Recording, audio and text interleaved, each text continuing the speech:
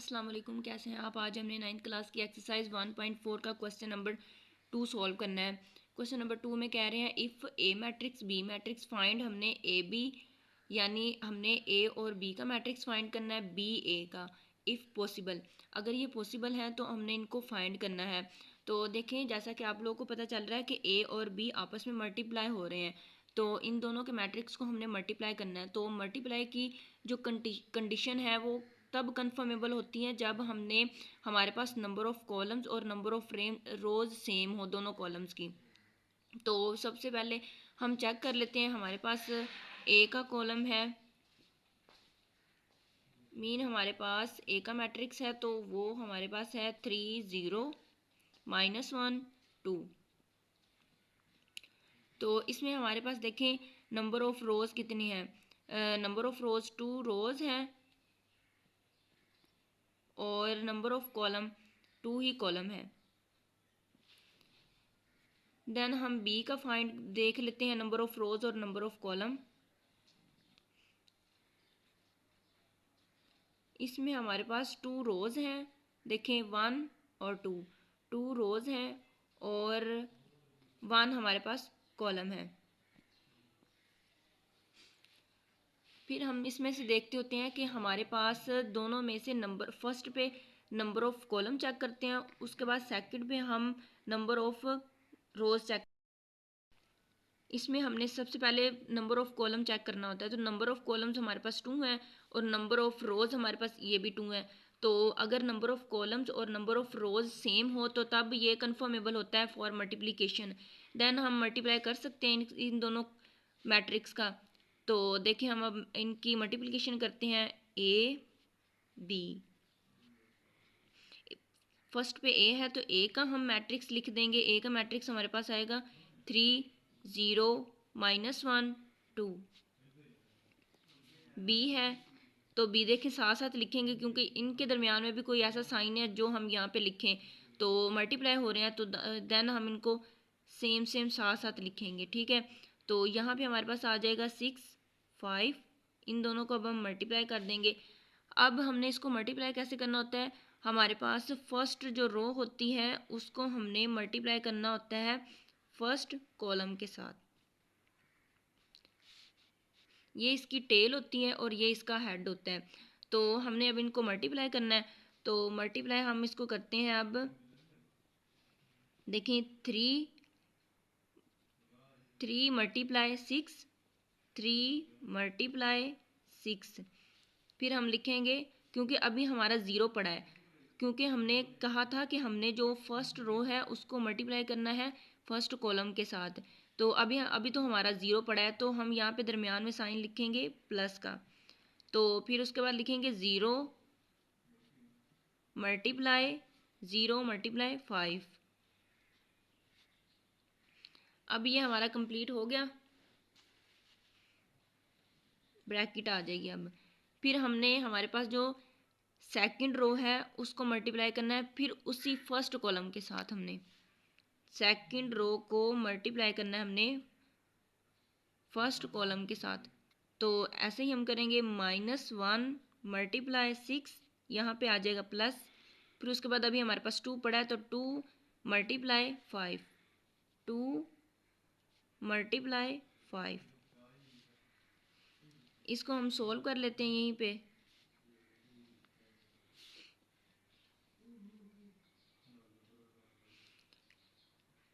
Six multiply 3, तो यहाँ पे आ जाएगा 18 प्लस यहाँ पे 5 को 0 के साथ मल्टीप्लाई किया तो आंसर हमारा 0 आएगा, और 6 को 1 के साथ मल्टीप्लाई किया तो -6 आ जाएगा। यहाँ पे प्लस 2 5 10 आ जाएगा यहाँ पर।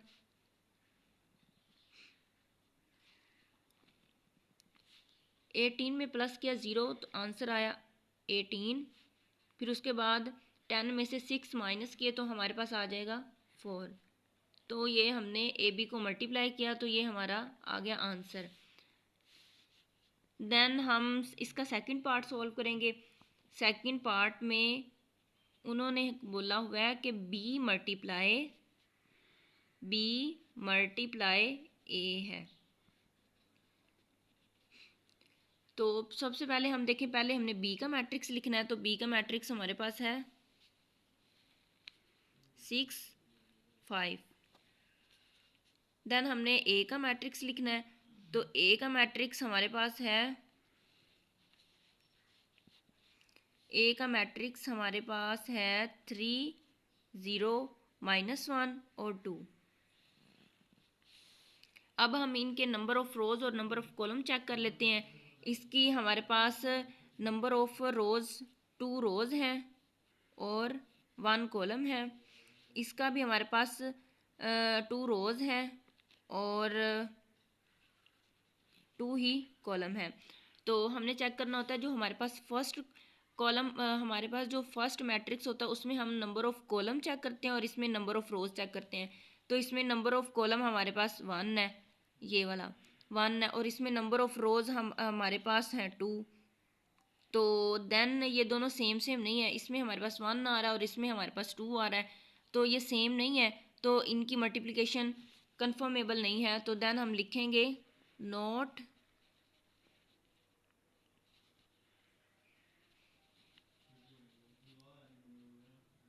कन्फर्मेबल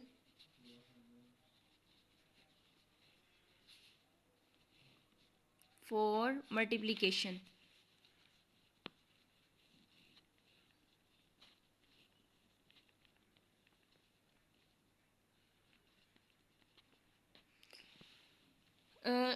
ये कन्फर्मेबल नहीं है फॉर मल्टीप्लिकेशन बिकॉज हमारे पास नंबर ऑफ कॉलम्स और नंबर ऑफ रोज सेम नहीं है। देन हम नेक्स्ट क्वेश्चन करेंगे, क्वेश्चन नंबर 3। क्वेश्चन नंबर 3 में कह रहे हैं फाइंड द फॉलोइंग प्रोडक्ट।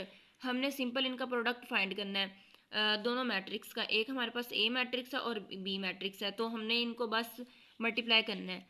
तो देखें, पहले हम चेक कर लेते हैं कि ये कन्फर्मेबल है या नहीं है।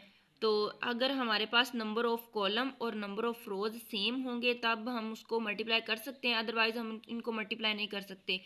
तो इसमें हमारे पास देख लें, नंबर ऑफ कॉलम पहले हम चेक करते हैं। नंबर ऑफ कॉलम यहाँ पे हमारे पास 2 हैं और इधर नंबर ऑफ रोज तो 2 ही रोज हैं, तो हम इनको मल्टीप्लाई कर सकते हैं। अब इनको मल्टीप्लाई कर देते हैं हम। फर्स्ट रो को फर्स्ट कॉलम के साथ हमने मल्टीप्लाई कर देना है। तो जब हम एरो लगा देते हैं तो हम इसको इजीली सॉल्व कर सकते होते हैं। तो देखिए 1 मल्टीप्लाई 4, अभी हमारा 2 रहता है तो यहाँ पे आ जाएगा प्लस, फिर उसके बाद हम करेंगे 2 मल्टीप्लाई 0, उसके बाद 1 मल्टीप्लाई 4, तो यहाँ पे हमारे पास आ जाएगा 4 मल्टीप्लाई 2 को मल्टीप्लाई, इसमें भी हमने मल्टीप्लिकेशन करनी है। तो मल्टीप्लिकेशन में हम इसमें भी देख लेते हैं कि नंबर ऑफ कॉलम और नंबर ऑफ रोज सेम है या नहीं है। तो देखें, नंबर ऑफ, इसमें हम कॉलम चेक करते हैं तो 2 हमारे पास कॉलम है, और इसमें रोज चेक करते हैं 2 ही हमारे पास रोज हैं। तो इसको ये हम मल्टीप्लाई कर सकते हैं इन दोनों को। तो देखें अब 1 मल्टीप्लाई, यानी फर्स्ट रो को फर्स्ट कॉलम के साथ हमने मल्टीप्लाई करना है। 1 मल्टीप्लाई 5 प्लस 2 मल्टीप्लाई -4, ये आ जाएगा। फिर हम इसको सोल्व कर लेते हैं। 5 मल्टीप्लाई 1, तो यहाँ पे आ जाएगा 5 प्लस 2 4 8, तो माइनस का साइन है तो यहाँ पे -8 आ जाएगा। अब 5 प्लस माइनस माइनस आ जाएगा -8, तो 5 में से 3 माइनस गए तो यहाँ पे आ जाएगा हमारे पास -3। ये हमारा सोल्व हो गया। अब इसका थर्ड पार्ट हम देख लेते हैं। थर्ड पार्ट में भी हमने मल्टीप्लाई करना है, तो इसमें भी हमारे पास नंबर ऑफ़ कॉलम और नंबर ऑफ़ रोज सेम होने चाहिए। तो इसको चेक कर लेते हैं। हमारे पास 2 ही कॉलम है और 2 ही रोज हैं, तो हम इसको मल्टीप्लाई कर सकते हैं। 3 -3 मल्टीप्लाई 4 प्लस 0 मल्टीप्लाई 0। देखें, 4 3 12 और 7 माइनस है तो यहाँ पे आ जाएगा माइनस, प्लस 0 0, उसके बाद आ जाएगा हमारे पास -12, इसका आंसर आ जाएगा। उसके बाद इसका 4 पार्ट चेक कर लेते हैं। इसमें भी हमारे पास सेम वैसे ही 2 ही कॉलम है और 2 ही रोज़ हैं, तो हम इसको मल्टीप्लाई कर सकते हैं। 6 मल्टीप्लाई 4 प्लस 0 मल्टीप्लाई 0, ये आ जाएगा। और फिर उसके बाद हमने इनको देखें, 6 मल्टीप्लाई 4 24 आ जाएगा प्लस 0, और फिर उसके बाद इसका आंसर आ जाएगा हमारे पास 24।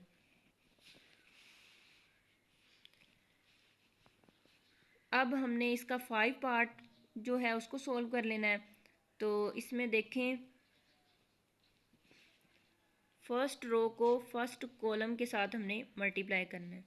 तो देखें हमारे पास 1 मल्टीप्लाई 4, फिर 2 मल्टीप्लाई 0, यहाँ पे प्लस आ जाएगा 2 मल्टीप्लाई 0, ठीक है। फिर उसी को हमने, यानी हमारे पास ये जो फर्स्ट रो है उसको सेकंड कॉलम के साथ मल्टीप्लाई करना है, इस कॉलम के साथ, ठीक है।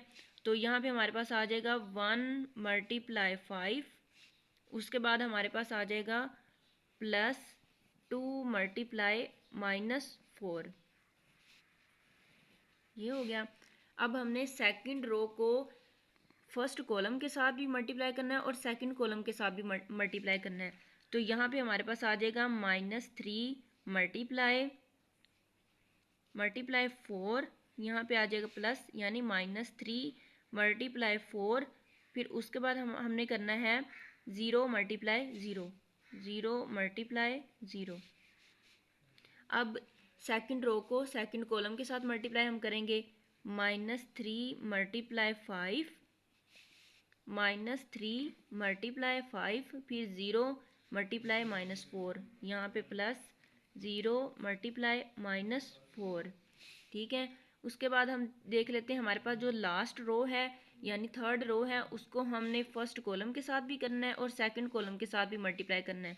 तो यहाँ पे हमारे पास आ जाएगा 6 मल्टीप्लाई 4 प्लस -1 मल्टीप्लाई, यानी ये वाला -1 मल्टीप्लाई 0।